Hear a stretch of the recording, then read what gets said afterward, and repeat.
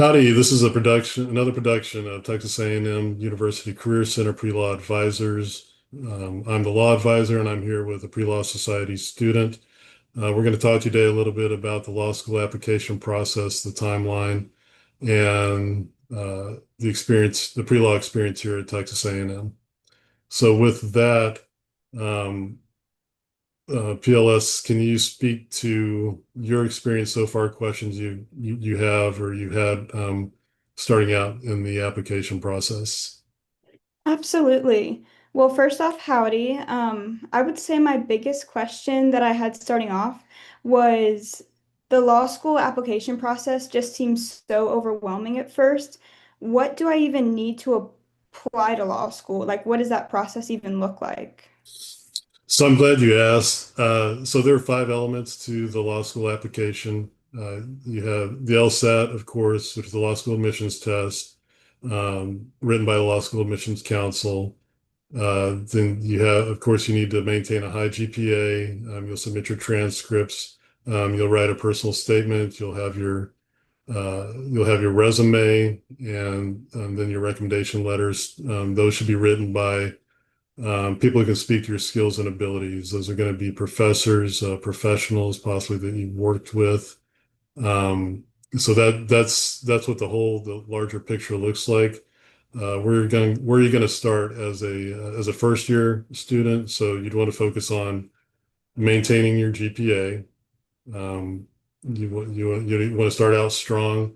As far as getting involved outside the classroom, that's something that you definitely want to do, whether that be through student-led organizations, volunteer work, nonprofit, for-profit, working for money. All those the law schools want to see. Does that help answer some of your questions there? That does. However, if I was to transfer credits in from another university or if I had dual credit classes, do those get factored into my GPA? Yeah, so it's the law schools aren't just going to look at the university you graduated from. So they're not just going to look at your Texas A&M institutional GPA. They're going to look at your overall undergrad GPA. So that includes all college work that you've done, all undergraduate work that you've done post high school. So and oftentimes that GPA increases, not always, but sometimes. Does that help? That does help. Thank you. And I know you mentioned the LSAT. Could you touch a little bit more on, the scale of which it's scored and the different type of sections? Like, I have no clue what that looks like. Yeah, so the law school admissions test written by the Law School Admissions Council. Um, so it's the score range on is 120 to 180. It consists of four sections. Right now, one of those is ungraded, but you don't know which one.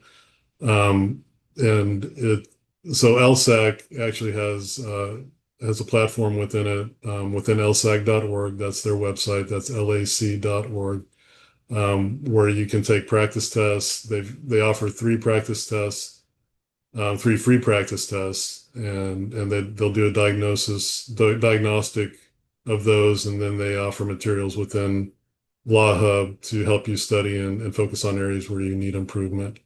The LSAT, usually students who are in the current application process or cycle, intending to go into law school next fall, have taken the LSAT maybe in June, a lot in August, a lot in September, a lot in October, and then some are going to take in November and maybe possibly in January.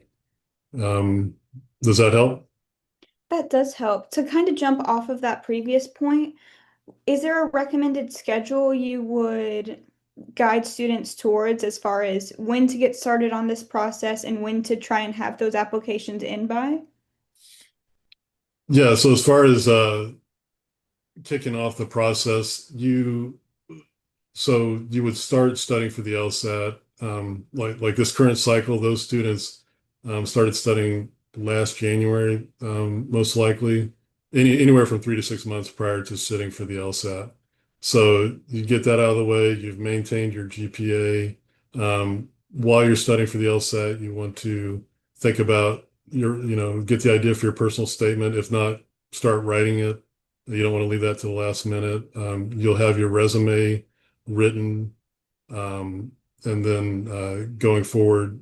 So an idea you want to keep in mind as far as how law schools look at your application is rolling admissions. So law schools have their stated deadline, which like Texas A&M is May, Stanford is February. They open applications beginning in August. Um, Law schools have different dates when they put out their open up their applications. So you want to keep that in mind. But for the most part, most students are try to have their applications in by December because of rolling admissions, which means that the law schools are, as soon as they get your application, they're reviewing those for not only seat, but for financial aid. So if you delay and submit your application later, closer to their deadlines, then your probability of getting a seat and getting financial aid with the same application uh, go down. So your application in November um, is going to have a higher probability of getting you a seat awarded and financial aid opportunities rather than waiting until like March or April. And then in some cases, again, like with Texas A&M Law, they've put out a statement the last year, like the last 2 years, that their seats are full. And that was beginning of April, I think, last year. Does that help? That helps a lot. I know you did mention letters of recommendation, or more specifically, resume and personal statement. How would I go about drafting those? And is there any resources on campus that could help me start putting those together? Yeah, so our on-campus resource, we have a fantastic writing center. That's for the technical part of writing your resume and your personal statement. That's where you want to start. But to get your idea or the prompt for what you need to write to, each law school has it's published in the application again in lsac.org. Um, their prompts, like Baylor has their specific prompt, University of Houston, Texas A&M. You'll want to reference those whenever you're writing your personal statement and resume. Some people will write a general personal statement, um, and then develop that to the prompt for the law schools they want to attend and then go forward from there. And because there are technical criteria in there that you need to adhere to. Like, with the resume, usually it's 2 to 3 pages. I know Harvard, they limit it to, I think, to 2 pages. They speak to the font size, those sort of technicalities in there, but they also speak to exactly what they want to see. Does that help? That does help. And then, kind of rounding everything off, letters of recommendation, who would you recommend going to for those? How many do you think I'm going to need? And just overall, when should I start asking for those? So you as soon as you can. I mean, even as a second year, you could identify who you think you would want to write it. And those people that you want to write are those who can speak to your skills and abilities. You're not just looking for the letterhead on a piece of paper. You're looking for people. It could be TAs. It could be in the workplace, it could be um, mentors, that sort of thing. But you're looking for professors and professionals. In undergrad, professors are most likely who you're going to look to first. And then in the professional world, if you are working, outside the classroom, you'll definitely, those are definitely good resources for writing recommendation letters. But again, the the takeaway is that you want somebody who can write to your skills and abilities, because the law schools that's what they're looking for. They're looking for how basically eyewitness account of your skills and abilities in the workplace and in the classroom. Does that help? Yeah, that gives me a great outline. I believe that's all my questions for today. Okay.